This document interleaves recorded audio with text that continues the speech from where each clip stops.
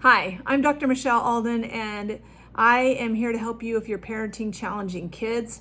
And right now, today, I'm going to talk about even if you're an adult that works with challenging kids. If you work in a school right now, in general education, in special education, as a para, administration, if you're in a school setting for kids with disabilities where they need extra help. I'm just going to say that I'm going to kind of lay it out and what I see happening and what I've seen that works. And I'm not trying to be combative about what is allowed in your school district or not allowed. And for you parents that are listening, I want to make you aware of what's happening, because it is your job as a parent to kind of help bridge that gap between school and home. And it's also the school's part too. Like, we definitely want to have a bridge here. I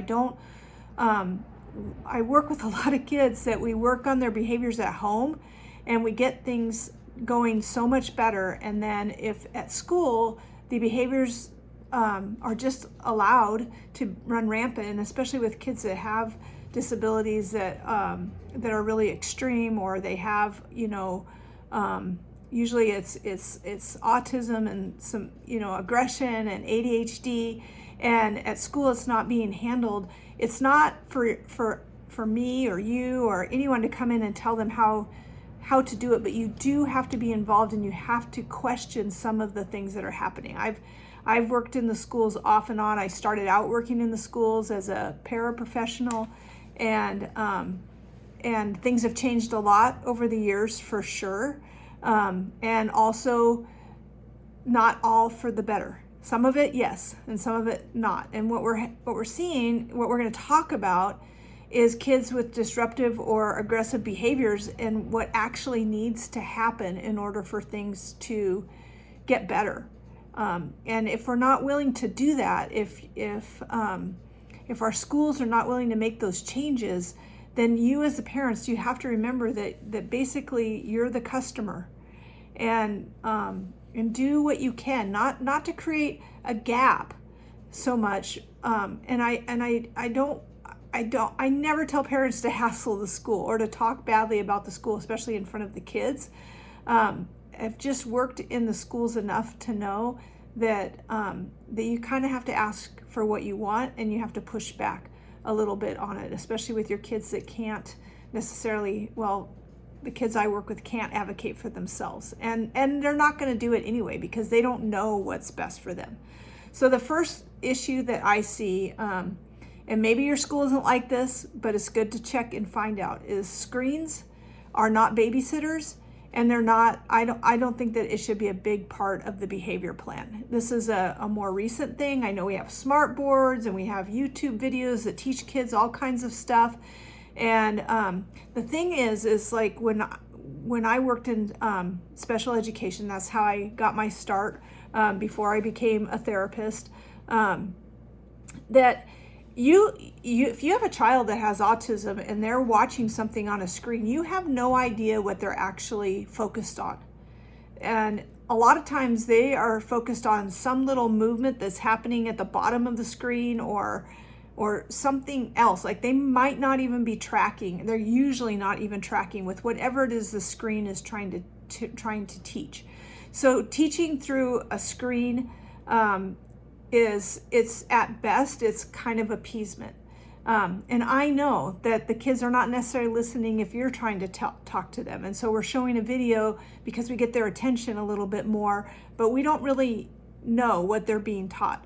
So I also have seen where screens are kind of the babysitter. It's like anytime the child has earned any free time, there are a certain number of kids that's what they're going to gravitate towards. That's going to be their answer, is that they want to be on the screens, play a game, watch a video, whatever it is. And the screens can be helpful sensory breaks, but they can't be the only sensory breaks, and they shouldn't even be a majority of it. Like, maybe one small screen time a day, but guys, like, we have to move away from using screens as reward and punishment. It's not helping us. I was in a classroom all day today and kind of watching what was going on and just observing. And not only were screens used as a reward and used as sensory, also any time that there was downtime, like kids are eating their lunch or they're coming in for the morning and having their breakfast.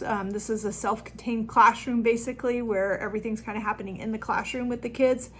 Every moment the screens were on, and not with necessarily educational stuff. Like a good part of the morning was with Paw Patrol, and different videos, and it's just background noise. It's like when you go to a restaurant and they have TVs everywhere and they have music playing. It's like, I don't know when we decided that this was necessary in our society, but it is not necessary in our classrooms, and we need to stop. It's got to stop, because it's not helping these kids. Like, their brains are just like pinging all the time, even if they're not sitting and watching it. And I saw a good number of kids that just sit there and they're kind of zoned out, but I saw other kids, it's like this thing's going on and they have their Chrome books and they're, they have an aid there, but it's like, it's not even, nothing's happening here upstairs, and nothing's happening in the executive functioning. And it almost made me, I felt like crying at certain points of the day, just because it's so detrimental to everything I know about building executive functioning and helping kids to have better behaviors and better skills. So if you're using at home or at school, the screens are the reward and the punishment and all of that, like, we got to talk, because this is not going to work. So screens are not the default to keep kids calm. Like, it's not working. And every single transition that happens after screen time for your kids that are already aggressive, it's going to be rough. There's no way around it. It is going to be really, really hard. All right.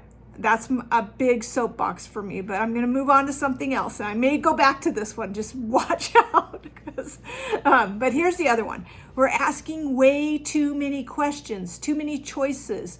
Why are we doing this? It's hard enough for our kids that have better functioning developmentally, better executive functioning skills. They're able to make frontal lobe decisions, but not a lot, not even as much as what I saw happening in a classroom full of kids that have basically hardly any, maybe 0% of executive functioning skills.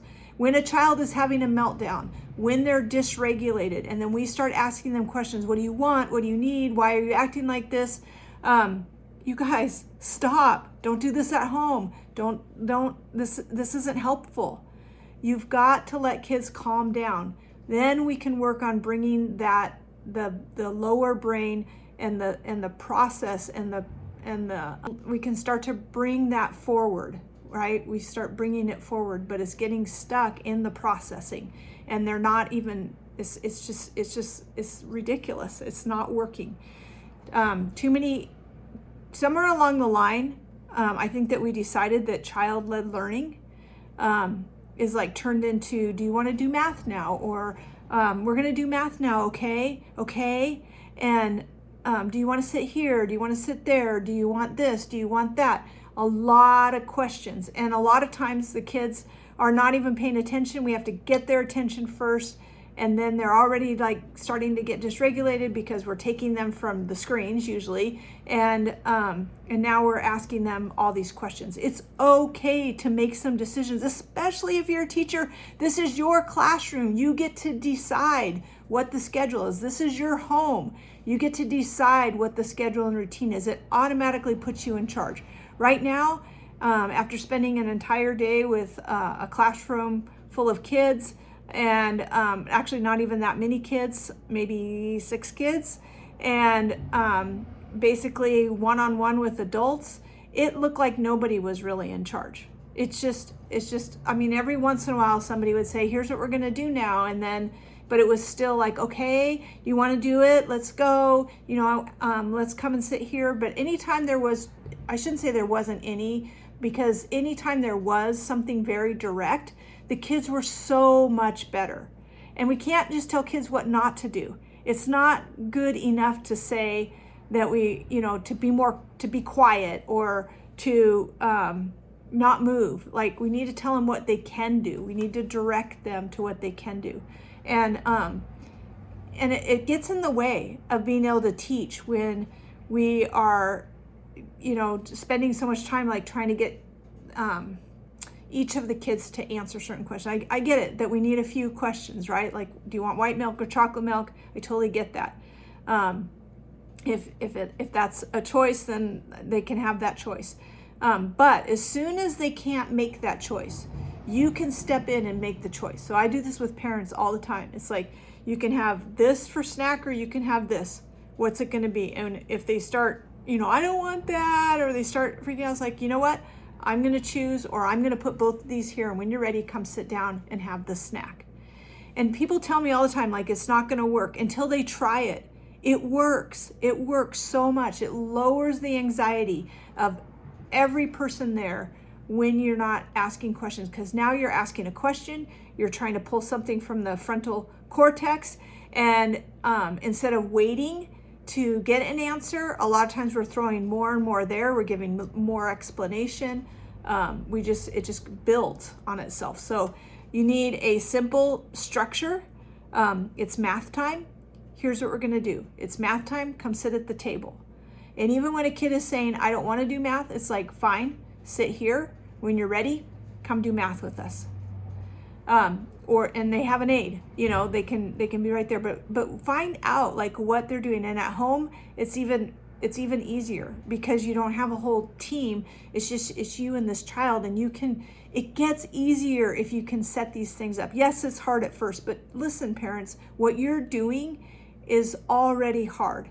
And you've been doing it for a long time, and it's wearing you out, and you're exhausted, and you're frustrated, and all of that. And this is so much easier. Structure reduces chaos, and chaos increases behavior. So when you've got, the screens going on, and you've got other kids that are having a meltdown, and you've got somebody sort of giving directions, but it's not very directional, and a lot of talking and a lot of, stuff going on, it's chaos. And it's not all from the kids. I'm just saying, it is not all from the kids. All right. Third one, stop negotiating with kids that can't negotiate. We have a generation of adults trying to talk kids out of doing things that they don't want them to do, or talking kids into doing things that they want them to do. So it's like, come on, buddy, we have to clean up. Do you want to, you want to help me? Do you want to do this? Like, can you try a little bit? Why don't you want to? What's wrong? What's making you mad? Why is that upsetting to you? And the kid's just yelling no. And we get stuck in this loop of explaining and reasoning and talking to them, trying to talk them into compliance. Stop. It's too much. Like, just sitting and listening to it, it's too much. Kids that are dysregulated, who simply don't want to do something, they cannot process adult persuasion. All you're doing is fueling the fire, right? They need a clear directive. They need a modeled sentence. I want, or I need. That's it. And if they're out of their frontal, lobe, and they're in their emotional state, this is not when you're going to get I want, I need. I was working with a kid today. He's having a meltdown, or starting to have a meltdown. He stands up, starts pounding on his desk, and I said his name, and I said, sit down. And you know what? It's like it cut through the BS, and he sat. It wasn't stop. It wasn't don't do that. Why are you so mad? It was just sit down. As soon as he sat down, I was like, good job, buddy. Tell me, what do you need? I want. And they said, I want water. I'm thirsty. I was like, great. We're going to get that for you. It's okay. Like, we have to teach the kids to do that.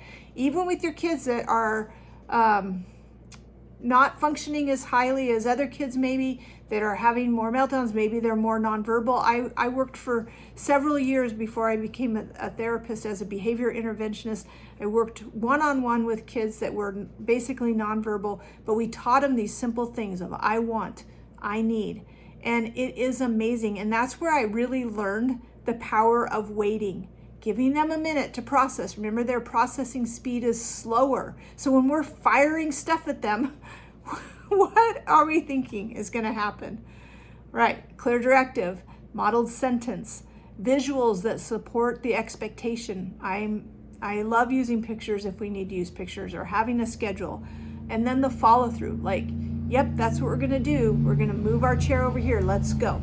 And we are moving there to do it. It's not a debate. It's not trying to, I don't care if they feel like it or not. I don't care if all the reasons why they don't want to do math or why they don't want to sit there. It's okay to not cater to every little thing like that. These kids, our kids, people today, like, we need to learn that we can wait. We need to learn that everything doesn't have to happen as soon as they yell for it. I mean, this is a high demand person here, but yet they have a low tolerance for any expectations on them. So we have to work with that, and we have to teach them. Just like they can yell and say that they want something, we can slow it down and wait for them. It's really, really important. All right, this is my last thing that I'm going to talk about, is just teaching full sentences and communication skills. This goes right in line with creating that structure. I need a break. I want a turn. I feel mad.